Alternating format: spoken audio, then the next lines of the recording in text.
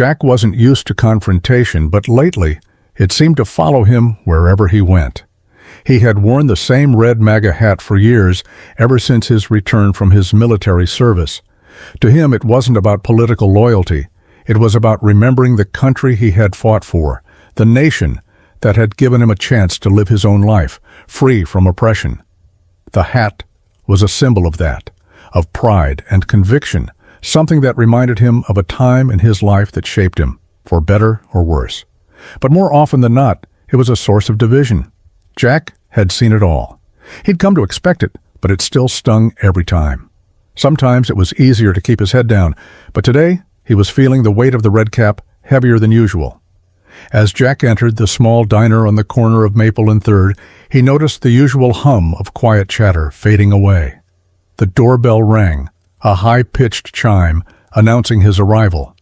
Immediately, several heads turned, a ripple of silence spreading through the room. The regulars who had come to know him, who had shared breakfast with him more times than he could count, watched with varying degrees of discomfort. His heart sank. But he carried on with his usual confidence, pushing the door open and making his way to his seat at the counter. He wasn't here for politics. He was here for his coffee, for his breakfast, for the quiet, familiar comfort of this place.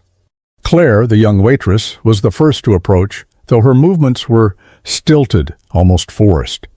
She had worked at the diner for a few months now, and Jack had always thought of her as pleasant, albeit a little shy. She had a warmth to her, but there was a seriousness in her eyes whenever she looked at him. Jack had always sensed that she disapproved of him, of the hat he wore, but he had never said anything.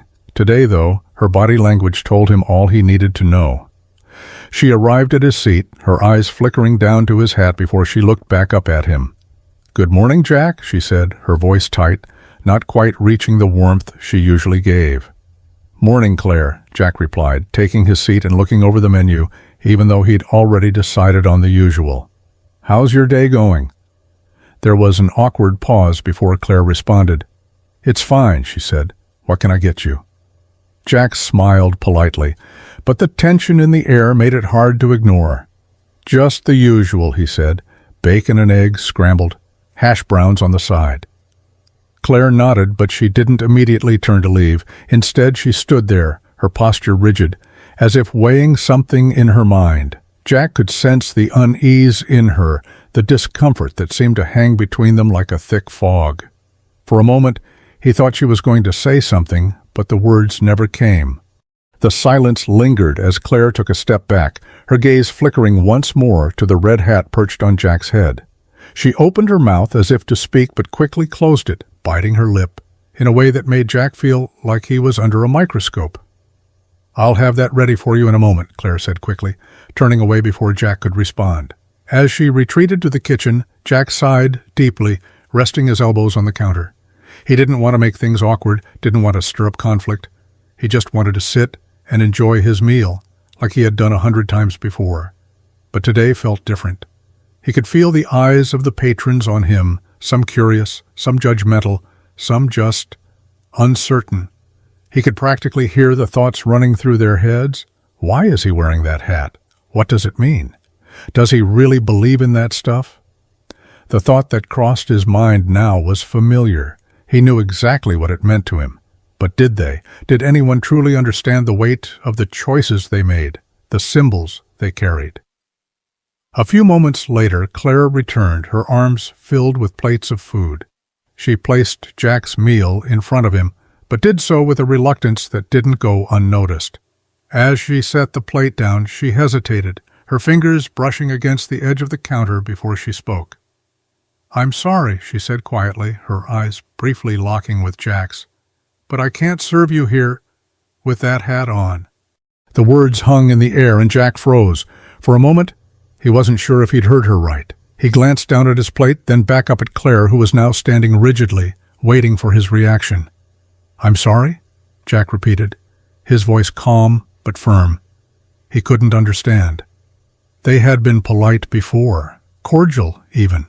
But now it felt like a wall had been thrown up between them. Claire swallowed, her expression firming. "It's just, We're trying to maintain a certain atmosphere here. It's not personal, but the hat represents a lot of things that make people uncomfortable. It's a symbol of division, of everything that's wrong with what's happening in the world right now. And I can't pretend that it doesn't matter." Jack stared at her, the reality of the situation starting to settle in. He had worn that hat countless times before, in every corner of the country, from bustling cities to sleepy towns. He had never been outright refused service before. He had been side-eyed, whispered about, but this was different. "This is a public place," Jack said slowly, trying to keep his voice measured. "I'm just here for my breakfast. I'm not here to make a statement. I'm just a guy who wants a cup of coffee." "I understand," Claire said, her tone softening slightly, but she didn't back down.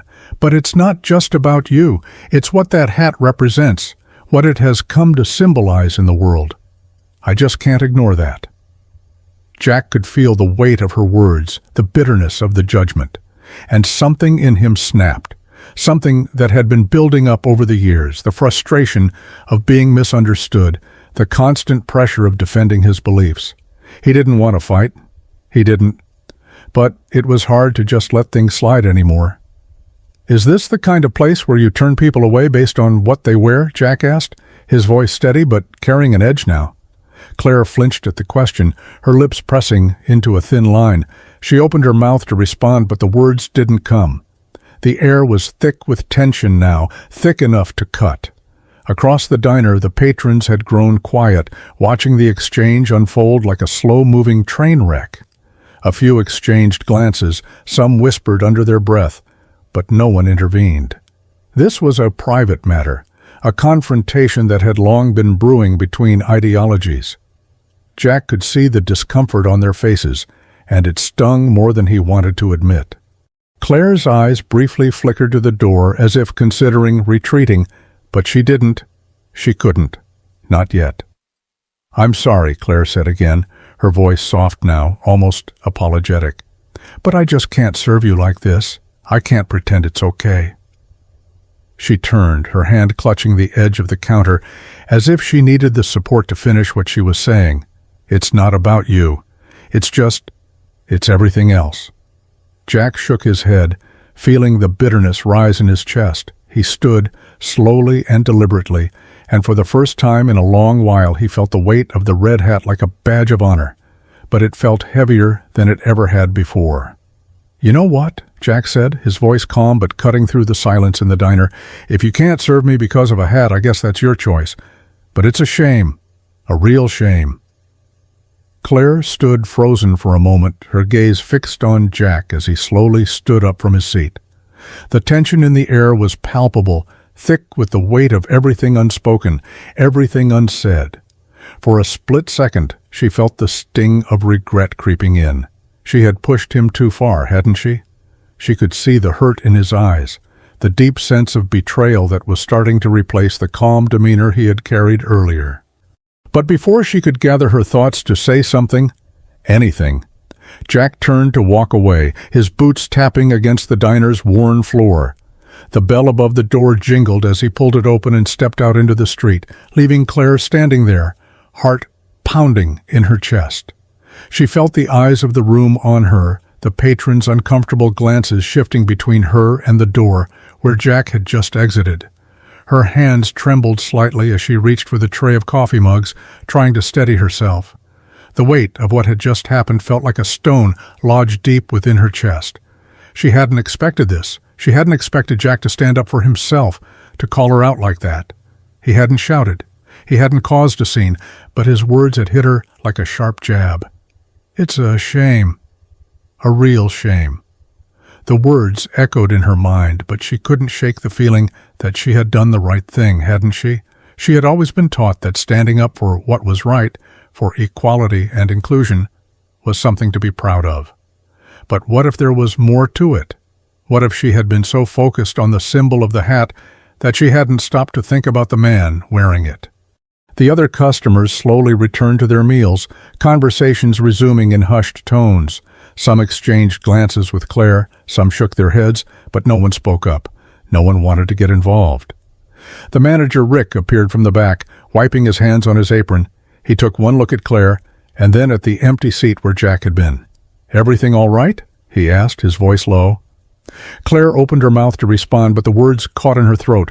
She glanced back at the door again, as if expecting Jack to walk back in and continue their conversation, but the street outside remained empty. I don't know," she muttered, her voice barely above a whisper. I don't know anymore." Rick took a step closer and placed a hand gently on her shoulder. "You did what you thought was right, Claire. No one can blame you for that. But sometimes things aren't as simple as they seem." Claire nodded, though she couldn't quite bring herself to agree with him. He didn't understand. How could he? He wasn't the one who had felt the sting of rejection, who had faced the pressure of standing firm when all the world seemed to be watching. "I should have just let him be," she whispered to herself, more to try to reassure her own mind than anything else. "Maybe I was too quick to judge him." "Well," Rick said with a sigh, his voice soft, "maybe you were. But that doesn't mean you're wrong. We all have our lines. You've got to stand by your beliefs." Claire looked up at Rick, his words hitting harder than they probably should have. She had been proud of the stance she had taken, proud to be on the side of what she believed was right. But now she wasn't so sure. The door chimed again, and this time it wasn't Jack. A group of students, likely from the nearby university, entered, laughing among themselves.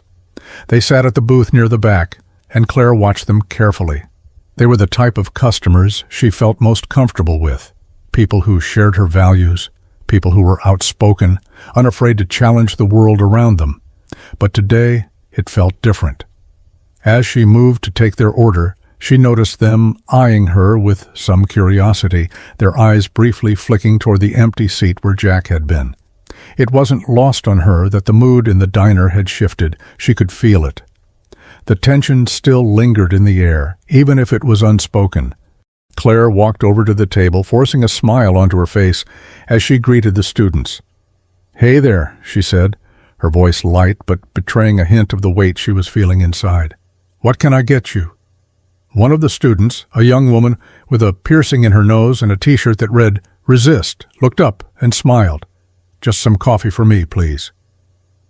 The others followed suit, placing their orders, but there was an undercurrent in their voices, a subtle awareness that Claire couldn't ignore. They had seen what had happened. They knew about the hat. As she poured the coffee into their mugs, the young woman leaned in slightly, speaking in a low tone. "You know, I really appreciate what you did, not letting him just waltz in here with that symbol of hate on his head. It's brave, honestly." Claire's heart skipped a beat, her mind racing. She hadn't expected them to bring it up. She wasn't sure how to respond.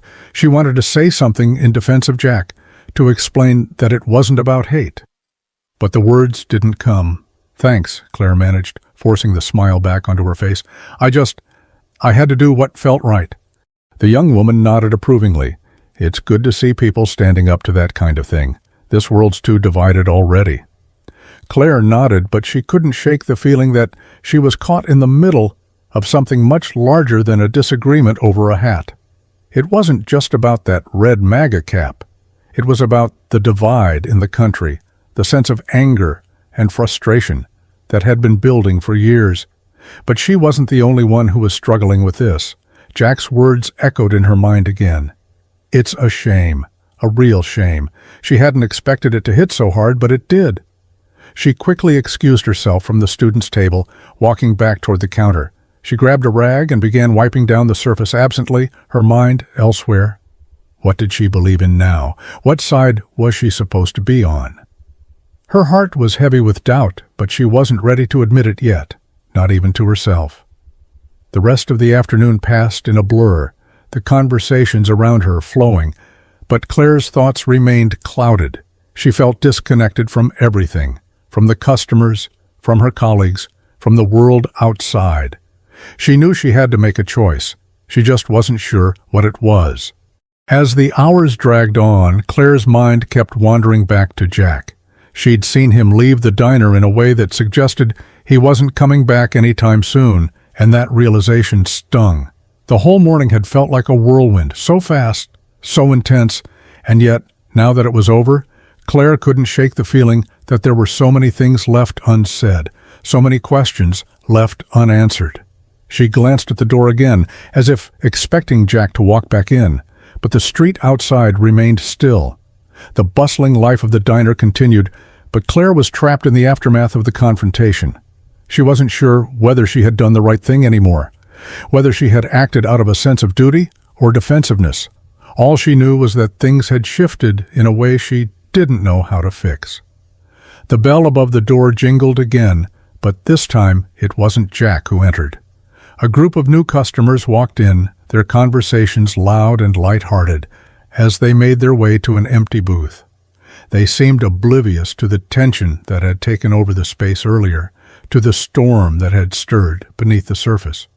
But Claire couldn't help but notice the looks of discomfort from the other patrons as they glanced at her.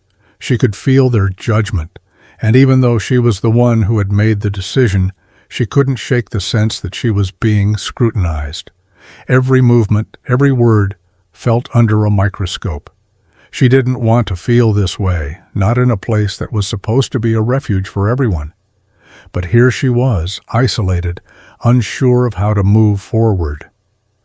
The students at the back booth were still there, chatting amongst themselves. Their laughter felt distant now, as if they were a world apart. Claire could hear their occasional glances toward her, the unspoken question hanging in the air. Did you do the right thing? Rick, the manager, finally noticed her tension as he came up behind the counter. You all right, Claire? He asked, his voice a little more knowing than usual. You've been a bit off today? She let out a sigh and shook her head, glancing up at him. I don't know, she admitted. I thought I was doing the right thing, but now I'm not so sure. I've never had to make a call like that before. Rick studied her for a moment, then gave a small shrug. It's not always black and white. People are complicated. You're just doing your best. Sometimes that means you're going to make a choice that others don't agree with. Claire looked down at the counter, her hands gripped tightly around a napkin she had been twisting nervously. I don't mind people disagreeing with me, but the way it all played out, I don't know. I feel like I pushed him away before I even tried to understand him. And now he's gone. I don't even know if I can fix this. Rick leaned against the counter, his expression softened. The thing is, Claire, sometimes the hardest part is realizing that it's not always about fixing things. You may never agree with him, but if you try to understand his side, that's a start. People don't just change overnight. Claire took a deep breath. She wanted to believe that. She really did. But everything inside her screamed that she had done something wrong, that Jack had been right in some way. She hadn't really listened to him. She had listened to her own feelings, her own assumptions, and it had led to the refusal. It was easier to be right, easier to be confident in her beliefs than to let herself be vulnerable and open. The hours passed, and the diner continued its usual rhythm, but Claire couldn't shake the feeling that something had broken, something inside her, something that she wasn't sure could be mended so easily. She wasn't sure what had drawn Jack into the diner that morning, if he had simply wanted a peaceful meal, or if he had wanted to provoke, to challenge her. But what bothered her more was that she had felt the need to challenge him in return. She had felt compelled to stand her ground, but now that ground felt shaky beneath her feet. As the late afternoon sun began to fade outside, Claire stood at the counter, wiping down the same spot for what seemed like the 100th time. The day had lost its rhythm for her, a sense of unease settling into her bones. She hadn't seen Jack again, and she couldn't help but wonder if he was done with the diner, done with her. She glanced toward the door again, half hoping to see him walk back in. But instead a group of new customers entered, their energy light and carefree. They sat down in the booth across from the counter, their chatter filling the space with noise that didn't seem to match the internal conflict Claire was feeling. As the night began to fall and the diner emptied out, Claire found herself deep in thought, her gaze unfocused as she wiped down the counter. She hadn't expected the impact that Jack's words had on her. She hadn't expected to feel so conflicted, to question her own actions and beliefs in the way she was now. The clock on the wall ticked away the minutes, and Claire felt the weight of the hours press on her. It had been a long day, a day filled with questions and doubts, but she wasn't sure she had any answers. Maybe the only thing she had learned was that this wasn't as simple as she had thought. It wasn't just about the hat. It was about the person who wore it, about the lives they had lived, the battles they had fought. And maybe, just maybe, she was beginning to understand that, but only a little. As the evening wore on, the diner gradually emptied. The soft buzz of quiet conversations, the clinking of silverware against plates, and the hum of the refrigerator were the only sounds left. Claire stood behind the counter, wiping it down for the last time that day. It had been a long shift, and she was physically exhausted, but it was the emotional weariness that had drained her the most. Her mind kept circling back to Jack and the words they had exchanged. She had been so quick to make a judgment about him based on a symbol, one that had become so divisive, so wrapped up in the current political climate, that it clouded her ability to see him as just a person.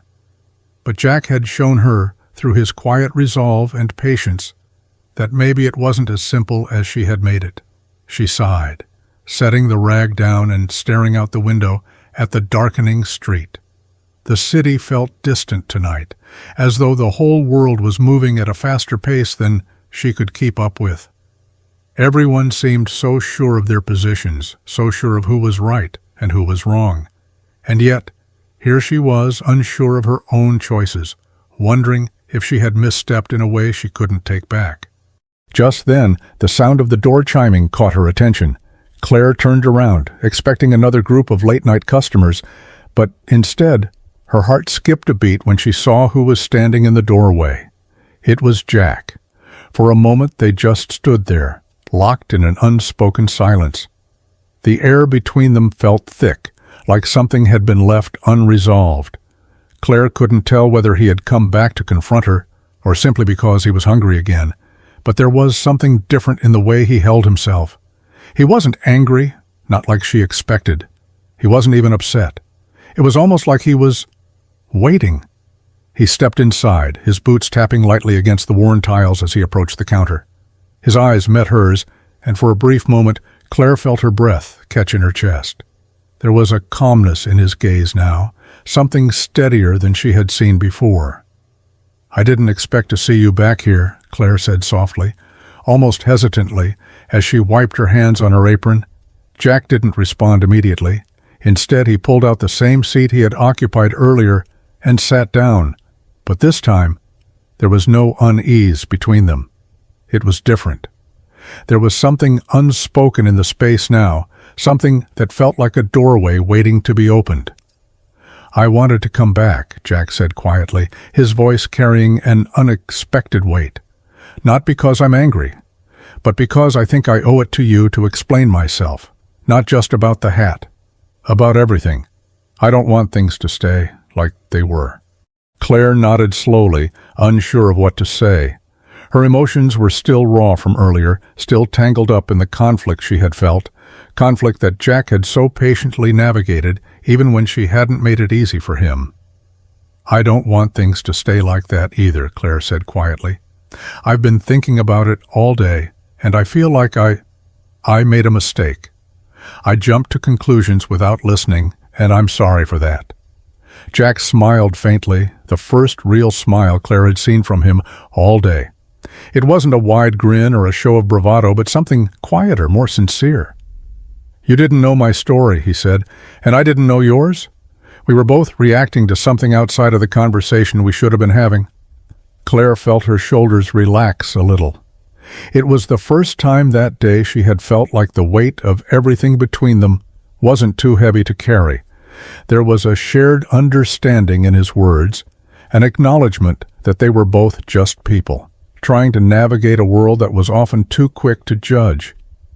"I've seen a lot of things," Jack continued, his voice quieter now, like he was talking to himself as much as to her. "Been through a lot. I didn't come back here to argue with you, Claire. I didn't come back here to make you change your mind. But I did want to make sure you knew that I'm not the villain some people think I am. I'm just a guy trying to make sense of things, just like everyone else." Claire nodded, her chest tightening with something that felt like regret. But it wasn't just regret. It was something else, too, something she hadn't been able to name until now, a sense of empathy, of understanding that hadn't been there before. "I know you didn't come here for that," she said, her voice steady now. "And I'm sorry for what I said earlier. I should have given you a chance to explain yourself before I assumed what I thought you were about." There was a long pause, the diner now feeling like a world of its own, separated from the rush and noise of the outside world. It felt like time had slowed, like they had both stopped for a moment in the middle of everything. "So, coffee?" Claire asked, the question almost tentative, but with a sincerity that reflected her attempt to extend a peace offering. Jack chuckled softly, leaning back in his chair. "Yeah, coffee sounds good." Claire nodded, her mind still processing the enormity of what had just happened. It wasn't a resolution, not yet, but it was a beginning. She didn't have all the answers, and she didn't know if they ever would agree on everything. But right now, they had taken the first step toward listening, toward understanding, and toward finding common ground, even if it was just in the shared silence of the moment. She went to prepare his coffee, her mind still whirling with questions, but for the first time all day, she didn't feel as though she was walking through a storm. There was still tension in the air, but it was the kind that came with possibility, the possibility of change, of growth, of human connection, despite differences. When Claire returned with the coffee, she placed the cup down in front of Jack and met his gaze once more. There was a new understanding there, a quiet acknowledgement that things were far from resolved, but they were on the right path. She wasn't sure where the conversation would go next, or if it would lead to any concrete conclusions, but she did know one thing. Sometimes, the most important conversations were the ones that didn't need to be rushed. Jack took a sip of the coffee Claire had brought over. He didn't seem to be in a hurry, just savoring the warmth, the comfort of it in his hands. The quiet between them didn't feel awkward anymore, though. It wasn't exactly peaceful either. It was filled with the weight of unspoken thoughts, of things still waiting to be said. But in a way, that was okay. It felt like they were both holding space for something important, something that could go beyond the clash of political beliefs or symbols. Claire watched him carefully. He wasn't the angry, defiant figure she had built up in her mind before. He wasn't the enemy. He was just a man, a veteran, someone who had lived a life she could never fully understand, but a life that clearly shaped him. He wore that hat not as a challenge to her, but as a symbol of something that had meaning to him, something tied to his past. "I'm sorry for what I said about your hat," Claire said again, her voice quieter now, her hands folded on the counter in front of her. "I shouldn't have judged you like that." Jack set his coffee cup down gently. He met her gaze, and for a moment there was a softness in his eyes that hadn't been there before. It wasn't forgiveness necessarily. It was something more like understanding, or perhaps mutual acknowledgement of the fact that they had both been navigating this conversation with blinders on. "I get it," Jack said simply, shrugging slightly as if to brush off the weight of the conflict. "A lot of people think the same thing. They see the hat, and they see everything that comes with it. They don't think about the person underneath." "Yeah," Claire said, her voice small. "And I think that's part of it. We're so quick to react to symbols and labels that we forget to see the human being standing right in front of us." She paused, her fingers lightly tapping on the counter as she tried to find the words. "I've spent so much time being angry about what I see on TV or what I read on social media that I forgot to stop and just talk to the people I disagree with." Jack nodded, his gaze thoughtful. "It's hard. It's easy to get caught up in the noise of everything. The world's full of anger, full of people yelling at each other, saying who's right and who's wrong. But what good does that do? We're all just people, in the end. And if we're not talking to each other, we'll just keep going in circles." Claire was silent for a moment, considering his words. She had heard the phrase, "we're all just people," many times before, but this time it felt different. It felt more like a call to action than just a platitude. She had built walls in her mind, barriers that had prevented her from seeing beyond the surface of people. She had assumed that those who wore the MAGA hat were part of the problem, that they were something to fight against. But Jack wasn't a faceless enemy. He was a man who had served his country, who had experienced things she would never fully understand. And yet, here they were, two people from very different worlds, trying to find some sort of common ground. The door to the diner chimed again, and Claire looked up to see another customer walk in. It was a familiar face, one of the regulars who usually came in for a late-night coffee. Claire gave him a quick nod before turning her attention back to Jack. The moment between them felt suspended in time, like a quiet pause before everything resumed. Jack seemed to sense her distraction. "It's okay," he said, his tone light. "I'm not going anywhere. We don't have to rush." Claire nodded, grateful for his patience. She hadn't expected this conversation to go the way it had. She hadn't expected to hear herself admit things she'd kept buried, things she had never dared to voice because they made her uncomfortable. But Jack wasn't angry with her for asking the hard questions. He wasn't defensive. He was just there. And it made her feel like maybe, just maybe, there was a way forward. The diner was quiet now, the late-night crowd sparse. Claire thought about how things had changed in the span of just a few hours, how a single conversation had shifted her perspective so dramatically. She didn't have all the answers yet, but she was starting to realize that the only way to truly understand the world and the people in it was to listen. "I didn't think you'd come back," Claire said, her voice quieter this time, the weight of her previous assumptions still hanging on the edges of her words. "After everything." Jack shrugged again, a soft smile playing at the corners of his mouth. "I wasn't planning to, honestly, but I figured if we're going to keep avoiding the tough conversations, then nothing's going to change." She felt a warmth spread through her chest at his words. It was simple but true. They had both been avoiding things, avoiding the real conversation that needed to happen. And now they were here, facing each other in the quiet of the diner, trying to make sense of their differences without trying to tear each other down. "I don't think I'll ever agree with everything you believe in," Claire said, her voice tentative but strong. "But I think we can disagree without hating each other." Jack's eyes softened. "That's the idea," he said, his voice gentle. "We don't have to agree on everything, but if we don't listen, we'll just keep pushing each other farther apart." Claire nodded slowly. The weight of her own words was starting to settle in. She didn't have to change Jack's mind, and he didn't have to change hers. But this willingness to listen, to open up and really hear what the other person had to say, that was something real. And maybe, just maybe, that was the first step. Jack finished his coffee, leaning back in his chair. He looked up at Claire, a quiet understanding passing between them. "You know," he said, "I'm not a fan of how things are going in this country, but I'm not just here for the fight. I'm here because I believe in having these conversations, because if we don't, what's the point?" Claire met his gaze, feeling something shift inside her. Maybe it was the beginning of something, maybe not. But for the first time in a while, it felt like the start of something real. "Thanks for coming back," she said quietly. "Thanks for listening." Jack stood up slowly, taking a final glance at Claire before heading for the door. The bell jingled behind him, and as he stepped into the night, the tension in the diner felt like it had lifted, replaced by a fragile sense of hope. They hadn't solved anything. They hadn't solved the divisions in the world or in their beliefs. But they had taken the first step, and maybe that was enough for now. The door chimed as Jack stepped out into the cool evening air, the sound lingering behind him like the final note of a song.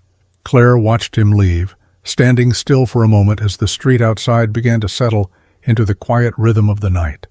For a brief instant, it felt like the world had slowed, and she realized something profound had just happened, even though it wasn't something either of them had expected. The diner was almost empty now. The hum of the refrigerator and the faint sound of the coffee machine were the only things breaking the silence. Claire stood behind the counter, her thoughts swirling. She felt different, not entirely changed, but shifted in a way that made her feel more open, more willing to understand what she had spent so long resisting. Jack had walked back into that diner not to fight her, not to prove a point, but to have a conversation. A real conversation, without the walls of prejudice or assumptions that had once separated them. As the door to the diner swung open once again, Claire looked up, half expecting to see Jack walking back through the door, but it was just a late-night regular coming in for his coffee. She gave him a small nod, but her mind was elsewhere. The words Jack had spoken, his calm patience, his willingness to listen, stayed with her. He had shown her a side of the world she had been too quick to overlook. It was so easy to fall into the trap of judging others, of assuming that because someone wore a symbol you disagreed with, they were automatically the enemy. But Jack wasn't the enemy. He was a man who had lived a life full of hardship and sacrifice, who had fought for his country and wore his beliefs proudly. And even though they had disagreed, even though their views were as different as night and day, they had managed to talk. They had managed to understand each other a little better. Claire leaned against the counter, her mind racing with the realization that this wasn't just about Jack or about the MAGA hat. This was about something bigger, the need for open dialogue, the need to listen to each other, especially in a world that felt so fractured. Maybe, just maybe, there was hope in that. Maybe the bridge between division and understanding wasn't as far away as it seemed. She took a deep breath, shaking off the heaviness of the day, and reached for her phone, her fingers hovering over the screen. A part of her wanted to call someone who could help her make sense of all of this. But she knew what she needed more than anything: time. Time to reflect, to think, and to give herself the space to grow. And maybe in time she'd learn to listen even more, to listen with patience, without judgment. As the night grew darker, the diner began to feel emptier, quieter. The last customers filtered out, leaving Claire alone with her thoughts. She closed her eyes for a moment, letting the hum of the diner fill the silence. It was late and she was tired, but there was a peace in her heart now that hadn't been there before. Jack's words had cracked open something in her, something she didn't fully understand, but something that had the potential to make a difference in the way she saw the world. The door to the diner chimed again, and this time it wasn't Jack coming back. It was just the night creeping in, bringing with it the promise of a new day. Claire took a final look around the diner, wiped the counter one last time, and then stepped out into the cool night air. She didn't have all the answers. She didn't know if this small moment with Jack would change anything in the grand scheme of things, but she had learned something important: that the conversations we avoid, the ones we're most afraid to have, are the ones that hold the most power. And maybe, just maybe, that was where true change begins.